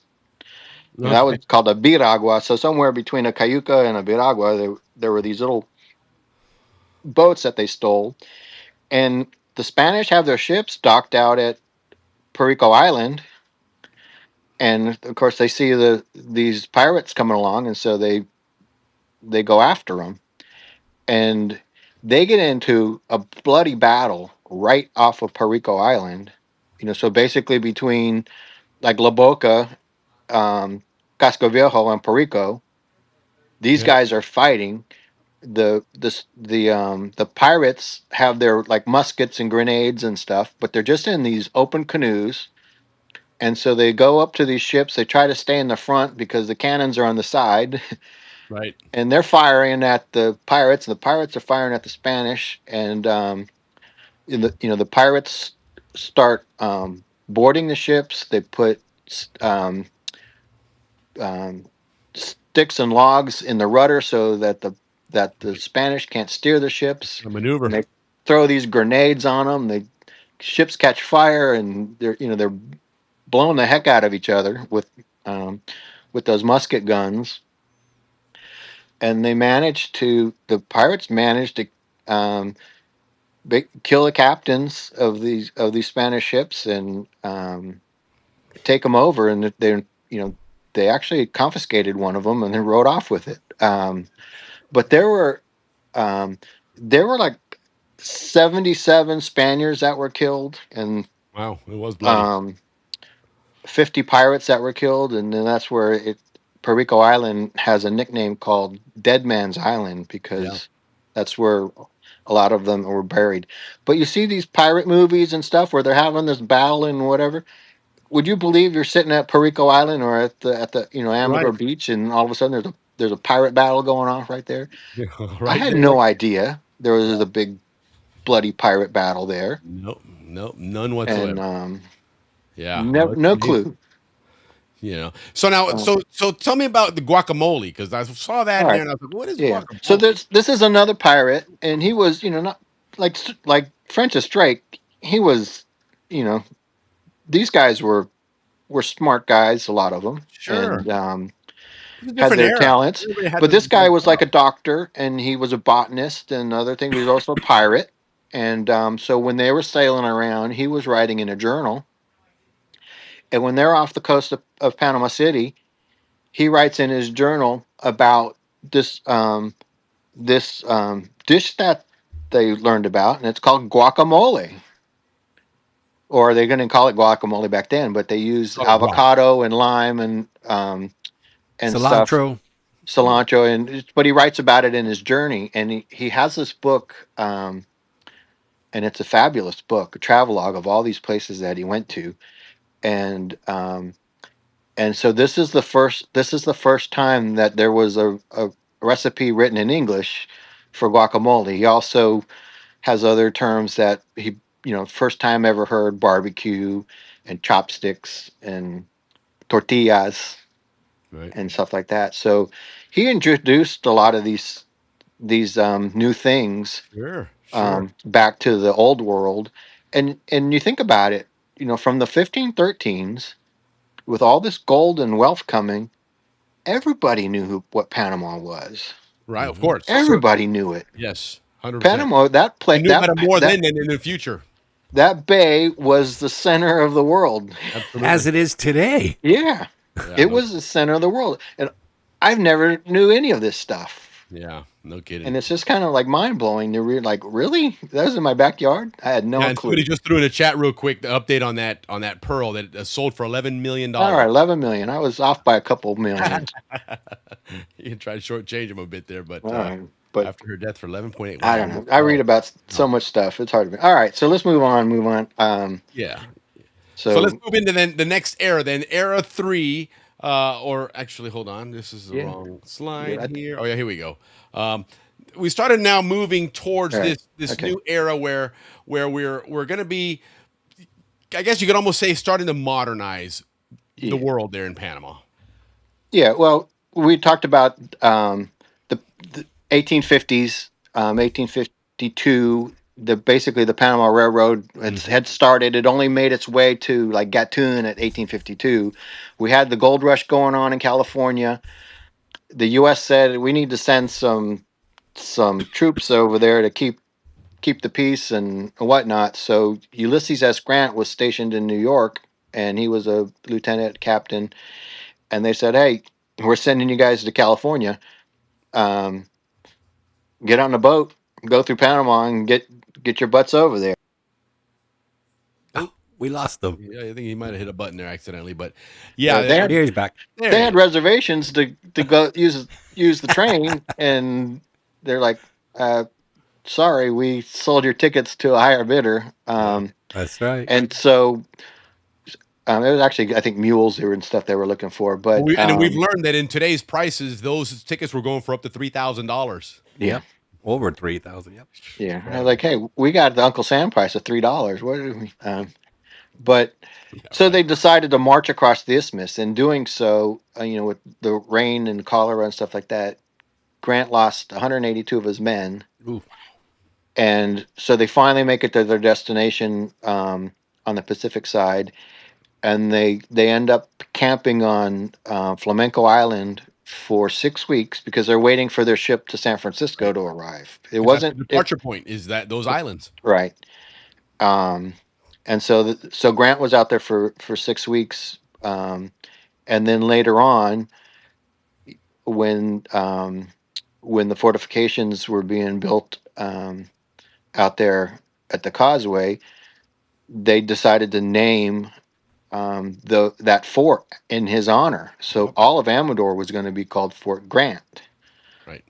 But they were going to name one of the batteries on the island after President Amador.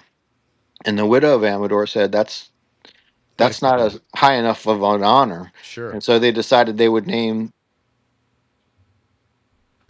Yes. Well, as we get them back, Fort Amador is one of the one or two or three U.S. military base that has a foreigner's name. Yeah, isn't that interesting? Mm-hmm. Yep.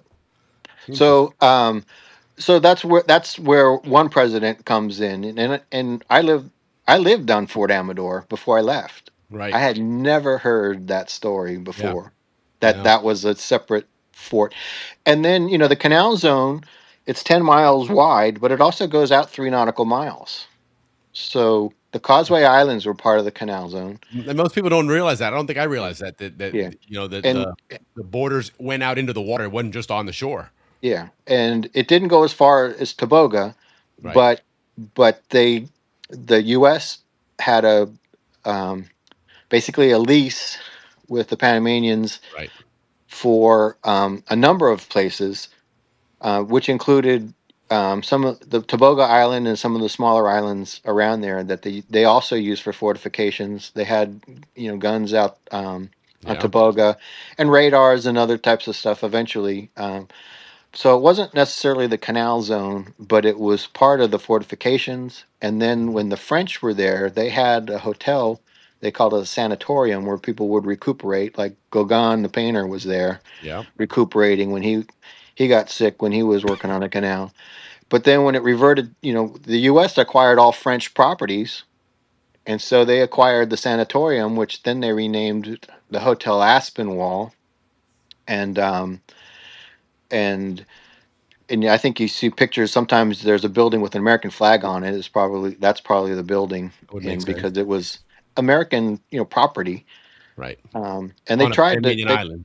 they tried to get possession of 4/5 of it. Basically, probably they wanted everything except the town. Like Panama City is and Cologne are in the zone, but they were excluded out. Sure.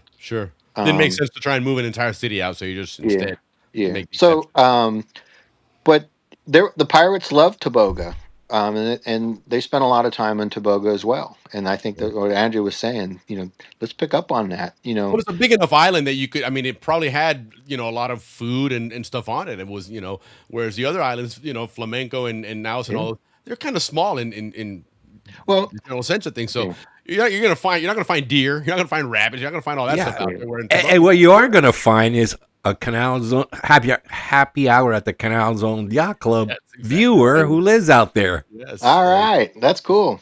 Yes. Hey, the pineapples in Tobago were transported to Hawaii, so all the Hawaiian That's pineapples probably were where they learned. Panamanian bred. Panamanian strain. How about that? Yeah. So, but those are some of the interesting things that there's probably buried treasure somewhere on Tobago Island. I'm sure people look for it and stuff. But a lot of pirates were out there. I mean, this was their backyard. I bet if you mentioned Perico Island to a pirate, they knew exactly what that was. Right. But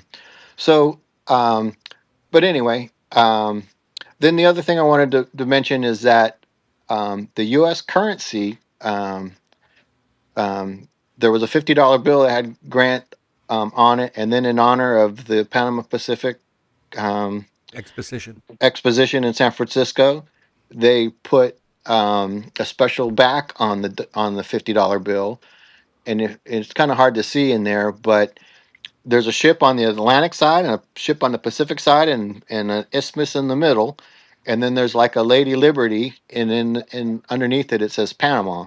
Yeah, it's circle in red there. You can kind of see the little red circle there, and that's actually in Panama. That's actually on the $50 bill. So can you imagine that Panama is on the U.S. currency, and it's not a Balboa. Those damn Panamanians, man, they're everywhere. So that's rare too. Like you said, a foreigner named an American base, and then a foreign country on foreign country currency. Yeah, it doesn't say Canal Zone, it says Panama. A little side real quick. How Panama's loved by everybody, right? The Chinese started holding Panamanian flag ships on ports, right? We mentioned this a couple of weeks ago. Well, about 20 or so countries have backed Panama and said to knock it off. So that's just an example of till today how important that little country is. Yeah, it never stops. So, everybody wants a piece of it. All right. So now we're going to move on. We'll go up a little bit to Independence Day of Panama. Yep. November 1903. There was the gunboat Bogota, basically hiding out behind the Causeway Islands. There was no causeway, but those at Perico Island and stuff. It shoots cannonball into Casco Viejo, and the lore is that it killed a man and a mule. There you go. And that boat, what had been refurbished, it was a private yacht that was refurbished into a gunboat. Basically, had a small cannon on it, and then it had a mercenary crew. They were U.S. crew. They were basically hired by the Colombians to man it, and the captain, his name was Captain Marmaduke. He had been a former Civil War captain or sailor, and he was on stationed on the Merrimack, one of those ironclads. Yes, he was a Confederate. Yeah, Confederate. So he's captaining this boat. He's the one that shot the cannonball into Casco Viejo and kills the mule and the man. And the Panamanians return fire on the ship, on the cannons that they had at In Casco Viejo. at the end there, and that was an old Civil War cannon that had been basically repurposed, and Panamanians bought it, and so So they replayed a Civil War battle. yeah, we're playing the Civil War, getting shot at by a Civil War cannon, and he's out there, and those are types of things that you don't ever hear about either. But this Right. boat is, Will, you have a picture of that 3D image of that? Let me see where that thing is. Bear with me here. Let me see, and you can go on while I pull it up here. But Right. But it's slide 12 or somewhere around there. let's see. But it was a small boat, but could you imagine being out at those islands and then all of a sudden there's a naval battle going on right there? And we talked about another naval battle at the Loretano that happened like a year or two before that. The ship was out there doing that. But these are some of the types of things that were happening right there in the Panama Independence. There's basically a naval battle right there off of those islands as well. Yeah. So we won't dwell on it anymore. Well, let's go on to the next one. Okay. Yeah, and this is something interesting. It's just a different perspective of what that looked like, that shelling, sort of kind of in a little bit more real time to give you some perspective there.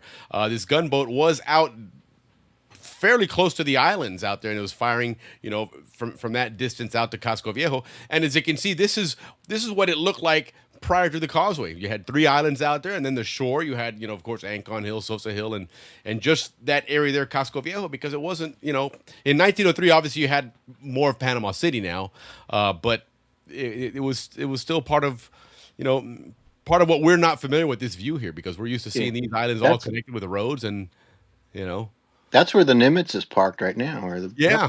What a coincidence. Correct. It ended up in that I same hope it doesn't light up anything. I know, right? They'll kill more than one donkey and one person. I Hey, guess. guess what the road outside of the naval headquarters is in Amador? What it's called? It is Nimitz, isn't it? It's Nimitz Circle. Right. I do remember that. All right. Yes. Hey, Captain Andrew, make sure you point that out when you bring Yeah, the sailors aboard. No kidding. So, and this is an interesting part here that we kind of switched gears and threw some stuff maybe a little bit out of order, but this was kind of around that same era with this whole quarantine station here. Tell us about that, because that's a really big, interesting deal there. Well, back when this was a port and the ships came in, you had to have these quarantines, and I think it started with the French, or even before, whenever ships became popular to travel. But you would have bubonic plague, you could have diseases and different things, and so oftentimes you went through quarantine, and so they used Culebra Island as the quarantine station. So a ship that came in, they would watch them for a number of days to make sure that if anyone was sick, they would got removed, or they weren't going to let them ashore. And so that it's close to the city, but it's far away, and so it's isolated. It's on an island. Yep. So and Culebra's the one that has the Smithsonian, right? Or no, that's Naos. That's Naos. Which one's Culebra is the one has that was between across from basically butts up against the This one where you'd bust a right at Amador Beach. Amador Beach, yeah. You'd make that right turn there, where the other one you could continue going down the causeway. And that little one ended up being Culebra. Yeah. You could almost say it was really a peninsula of the other island, because it was really almost that small. But they weren't connected. There was some water in between them, and I think that island got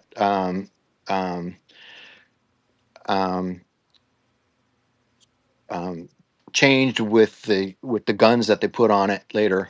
Sure. And but again, it's a very low island. remember Toboga had that one part when the high tide it would split the two islands, right? And then but it wasn't considered a separate island. It was still part of Toboga. You know what that's called, don't you? Hmm. That sandy part that gets Yeah. covered. No. It's called a tombolo. Tombolo. All I know is Tombolo. is that the one in All right. Toboga? You mean? Yeah. Yeah, I'll tell you what. I almost drowned there when I was a little kid. We went out there and it was when the tides kept coming in and it kept pulling me out and it was probably about 6 or 7 feet, and I would think I was like 5 or 6 years old at the time, maybe a little older. But all I know is I'd go down to the water to the bottom and I'd push my way up enough to break the surface and get some more air. And then my cousin spotted me and ran down and pulled me out of the water. All right. It was a goner, man. That was scary because it really did. That tide would come in and you can appreciate from something like that why they had to build a causeway because water really moved when those tides were coming in and out. It was no joke, man. Yeah, well, the next weekend he was at Balboa getting his B batch. Yeah. Right. Well, we have a big 20-foot tide, and so it's a lot of water. There's a lot of But water. you can when you go out there, you can see some of these old foundations. But part of it used to be a quarantine Yeah. area, and that's you may or may not have known that. Maybe you heard of it, but you can see these old photographs and stuff that show quarantine. All right, Yeah. so Yeah. just one thing we wanted to point out that what those islands were used for that you may not know. Next. Sure. Well, and then this is now where things start to get interesting because this is now, I guess, the modern era, you could call it, right? This is post Panama Canal construction, and now it's more about the world has been explored in this area. We know what we have, everything's set up there. Now it's about protecting this canal and other things there. So, really interesting era here for me, I think. Yeah, well, I mean, we talk about the bunkers that were there and all the fortified guns that they're the largest rifled cannon in the world was located out at Flamenco. Amazing. And basically that cannon would shoot 20 miles out, if any ship coming up because they didn't have planes back then. Right. I mean, they were just starting, but so they were worried about ships and stuff. So that could shoot out 20 miles. And then they had other cannons, they're called mortars, like 14-inch mortars. And a lot of it was the trajectory of the artillery that went out. But the mortar would go up and then it would land on the ship from the top because you don't have as much steel protecting it from the top than on the side. So they had different types of cannons there, and they don't go out as far. And then they also had submarine nets that they put out there. They also put mines at different points, and that's where you hear about there were like where we went fishing, where the pilot boats are. They called it the mine docks. It used to be old parking for the mine, mine tenders.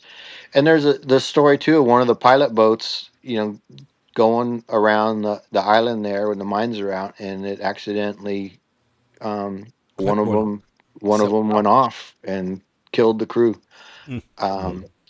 And so but a lot of submarine nets and a lot of things that were there. The fleet would dock out there. The Nimitz is out there, but it's not the first time we've had aircraft carriers docked there. It's probably pretty close to where we have an aircraft carrier in the image there, but Saratoga and others were parked out there. They would do war games out there in the bay. They would practice war games out there. The aircraft carriers, I don't know if you could really see it from Panama City so much, but and that's what's interesting. Earlier, you had mentioned that here we used to go out and hang out and party at this place, but back in that era, like you mentioned, it probably was closed off. It was probably gates there. You couldn't access it as easily as you could now.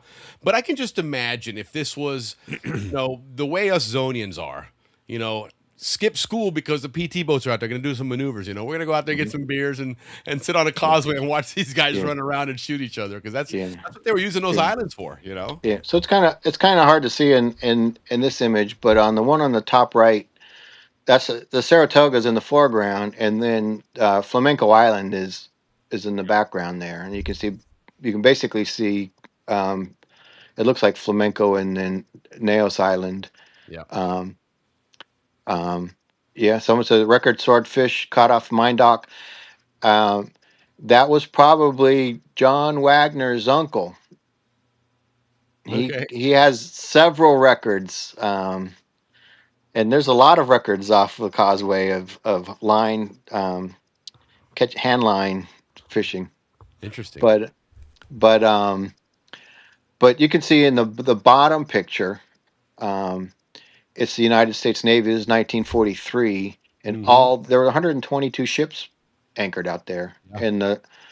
And one of the little things that we have marked on there is San Juan Rock, and if you can't really see it unless you're on the backside of Flamenco Island, but there's a little rock out there, and so you can see where the ships are. What And was the name of that island? that whole bay was filled with ships. I mean, tons Yeah. of ships. Yeah, you think 100 and something ships. I mean, that's a flotilla there, you know? Yeah. Do you guys remember what the nickname of San Juan Island was? San Juan I Rock. could be mistaken, but wasn't that Bird Shit Island? Oh yeah. That's what I thought. Yeah, I yeah. knew that was Yeah. Bird Shit Island. Yep. But anyway, Yeah. So this was in the mid 40s. You know, part of the United States, the defense of the canal. It was a huge armada. It was a big show of force as well, obviously, to show that the canal is protected.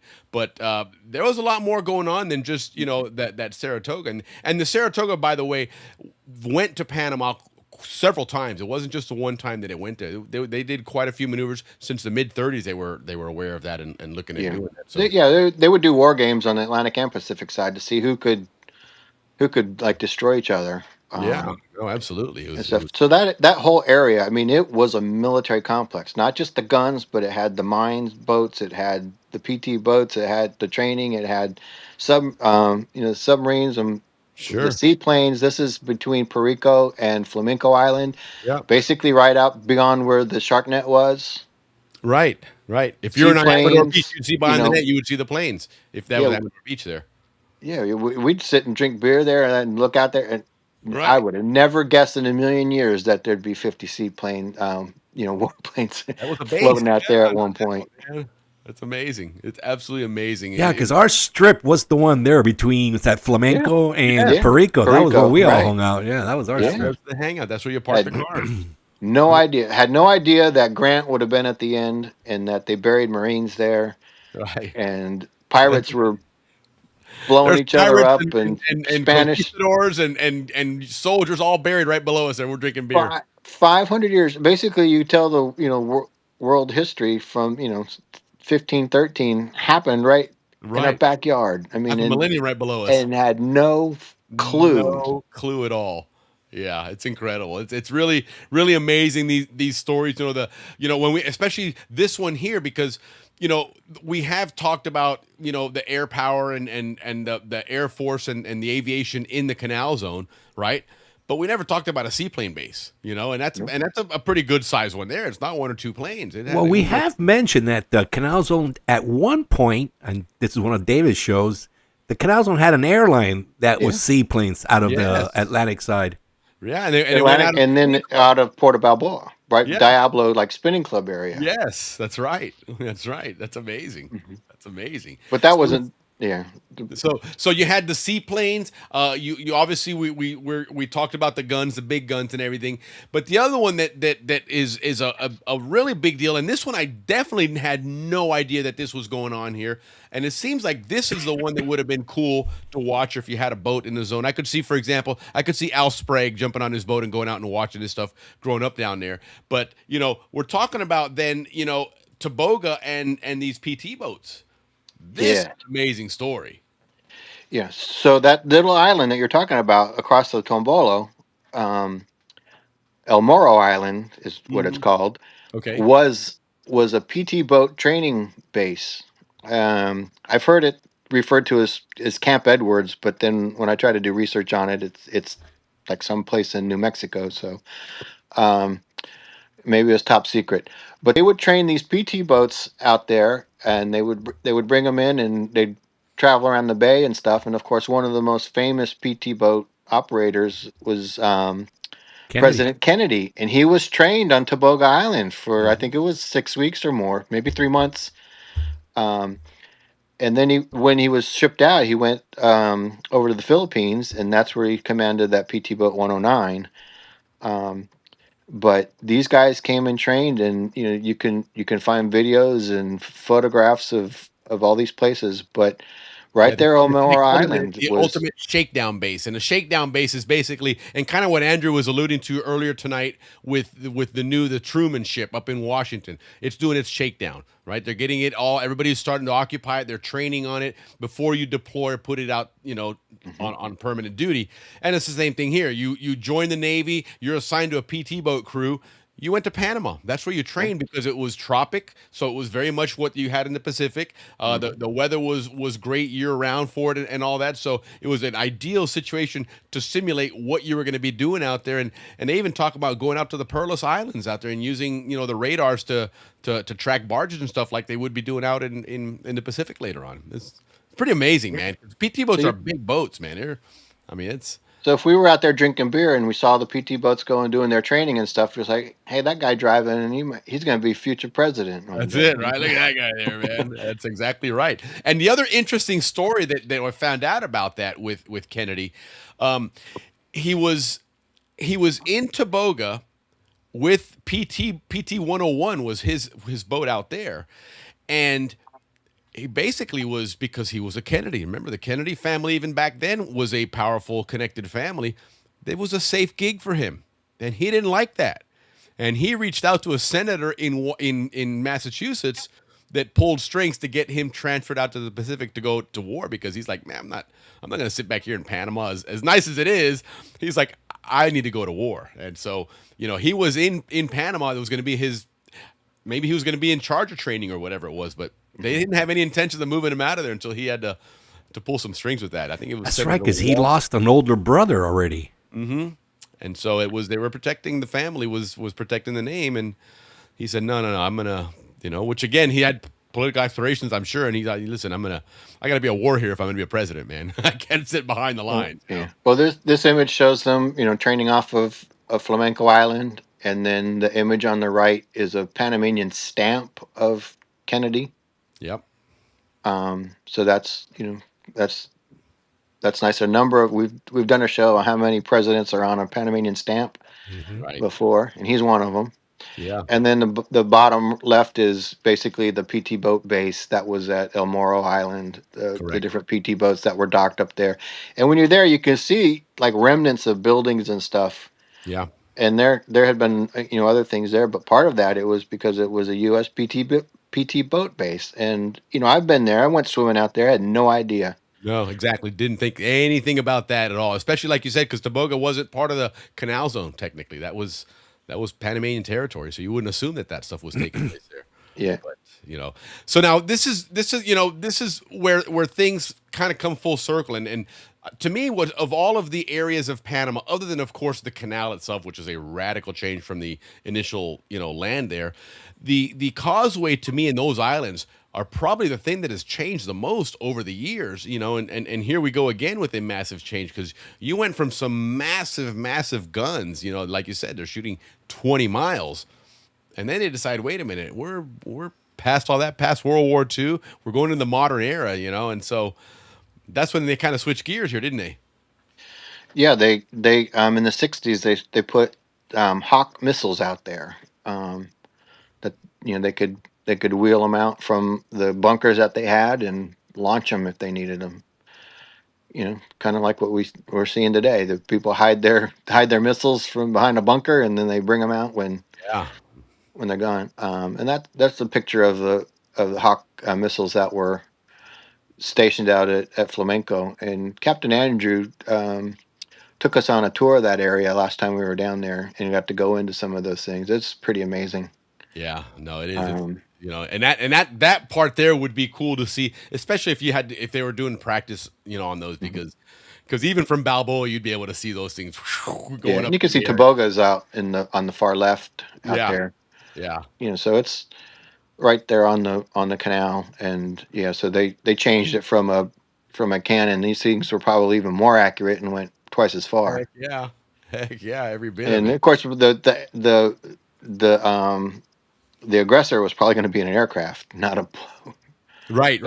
Yeah, those are yeah, those surface to air missiles. They're going after the Bombers aircraft. and that stuff. Yeah, Yeah. but I never knew they had missiles out there. Yeah, Yeah, right. me neither. I thought it I was never all knew that. When I the, saw the that, I'm big like, guns. no, that's not true. Yeah. No, it's absolutely fascinating. It's amazing that the history that that these islands have had, the different changes that they've experienced. They've gone from pirate hideouts, to leisure places to deep water ports.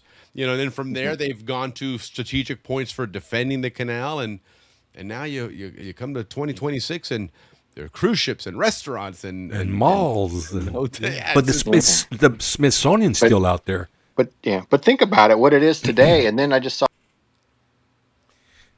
We lost them. Yeah, the Smithsonian's still out there, and I'd like to maybe do a show one day, Willie, about and talk about the Smithsonian. Yeah, no, you're absolutely right. Though I think that would be fascinating. The Smithsonian, it has so much history that they've done there. And even like what we've talked with Nolier Garcia about, what his mom and dad did, out on the islands out there. That was all part of the Smithsonian's operations as well. Yeah, I'd love to do a show on that. Get everybody up to date on what's it all about. Yeah. I'm sure a lot of us have an idea. Like for me, I say it would be like animals and jungle and medicine and stuff like that. Sure. Yeah, no. But I'm sure there's other stuff that they did. Yeah. We didn't talk about the Smithsonian today, but they were out there. And then, of course, we had the Surfside Theater. Remember that was out there? Yes, I do remember that. Absolutely. But I used to it'd be interesting to hear in the comments what people did, but I used to go to the Amador Beach when I was a kid all the time. Yes, I did. And me too. When I lived on Amador, Fort Amador, right by the Officers Club, I'd ride my bicycle down that causeway all the time. Mm-hmm. One time I even got pulled over by the Guardia because back then it was a joint base and that part was controlled by the Guardia because I didn't have a bicycle license plate. Of course. Mm-hmm. Of course. And they made me follow them in one of those Volkswagen police cars down to the headquarters right there by where the old ball field was. Yep, right across the street. Yes. And the sergeant was like, "What the hell? Get this guy out of here, man!" What are you guys doing, man? Leave this guy alone, man. Yeah. I didn't have my wallet with me. I didn't have any money. I couldn't pay him anything. So Somebody was looking for a little cash. That's what that was. But man, we used to spend so much time out there. Yeah, no. After proms, you go out there. Yes, that was New Year's or whatever. But every Saturday and Sunday.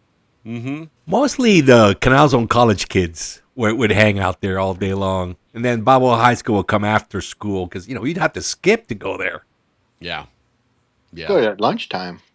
Or lunchtime. You know what we would go to is the Amateur Officers Club. They had you pay a flat fee and then you can eat all the sandwiches all the sandwiches you wanted, but we would just make ginormous stacked up sandwiches. But that was a spot for us for lunch. Yeah. Yeah, no, it was. I mean, there's so many great memories of the Causeway, and I mean, it really was.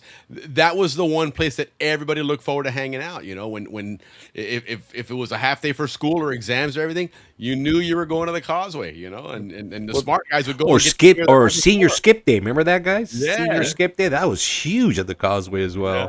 Yeah, no doubt. But man. now when you go out there, there's like Bucaneros.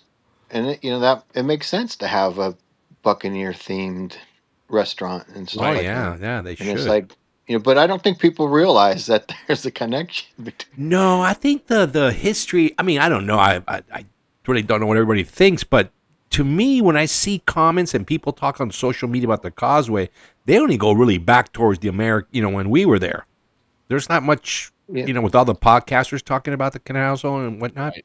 Yeah, they really don't talk about the earlier era days. Yeah. Well, before I started reading about all this stuff, 15 years ago, I would have told you like the Causeway started in 1960. Yeah, with the right. Me too. I did some research for the show, and it was interesting. Yeah, all the things that I found out about it. It's so many aha moments when you start reading this stuff. It's just it's amazing how much amazing. Yeah, how much more history is out there, and that's why we appreciate you But doing it- it because there's But it so was, much. islands on the end of on a military base, and so I think for the average Panamanian, they couldn't go out there, and I don't know how many Americans went out there early on, like Right. when they started making it. Okay, or if they did, did they Yeah. did they high school kids go out there and party in the 50s? I don't know. I don't see Right. any pictures of that era Yeah, I on wonder when that Facebook. started. Yeah, we've got a couple guys here that graduated before us. I wonder if they were also partying out there. I'm sure. Well, Okay. that in itself, that might be a show for some Causeway memories. That would be a fun. Oh, I show. got some great pictures, man. Let's do that. Oh, that's always been that is for Zonians, for the Zonian youth. The Causeway was one of those staples that I don't care where you went to school, if you lived on the Pacific side, you spent at least one day on the Causeway. No doubt. Yeah, about and it. then Sunday was like set aside for Panamanians to go out there. Yes, Sunday it was their day. Yeah, you're absolutely right. Sunday seems like it was. It was a lot of Panamanians went out there, and any day prior they didn't. You're right. You're absolutely right about that. It looks like Dave might have jumped off here or fallen off. He had some connection issues this evening, but no, Great show, man. God, I loved it. There was a lot of really interesting things went on. It was a great, like I said, a lot of changes. Excuse me. The islands themselves, just the whole causeway, the concept of the causeway, that was necessary because of those big tides moving in and out. And he's back again real quick there. Let me try and pull him in here real quick so we can properly say goodbye here. But hey, there you are, Dave. All right. But no, listen, again, it's just absolutely fascinating to learn all about, the different faces of the causeway, the different eras and what it served, because it's gone from a place to hang out and convalesce. It's gone to a place to catch a boat to go, I guess, probably up to the west coast of the United States. It was a place for trade. It was a place for research, and certainly a place for military and protection. And most importantly, though, it was a place to drink beer with fellow Zonians. I mean. But if there's one place that everybody in the zone on the Pacific side can relate to, it's the Causeway, man, because everybody set foot on there. And and today, guys, it's a 6-lane highway going out there with roundabouts, malls, best restaurants, condos. Yeah. It's just an incredible, like they said, Panama reclaimed. It's a very national asset. This is, the Isthmus of Panama has had all these glory eras, but they've kind of belonged to other people, right? They belong to the French, to the Spanish, Spaniards first, these people, and now it's Panama's time to say, hey, now that's mine. I've had a chance to grow up now, and let me show you what I can do. Right, they're doing a good job. It's a beautiful place. Don't get me wrong. I'm not a fan of change in that sense. I'm very much, I like the traditions, especially when it comes to the Canal Zone. But if they were going to change the Causeway, I can't really complain about the way they've changed it. There's a plan out there, and it's going to be executed. And then talking about changing the Causeway, they're going to build a super yacht club out there for the yachts that the billionaires and those guys all cruise around in.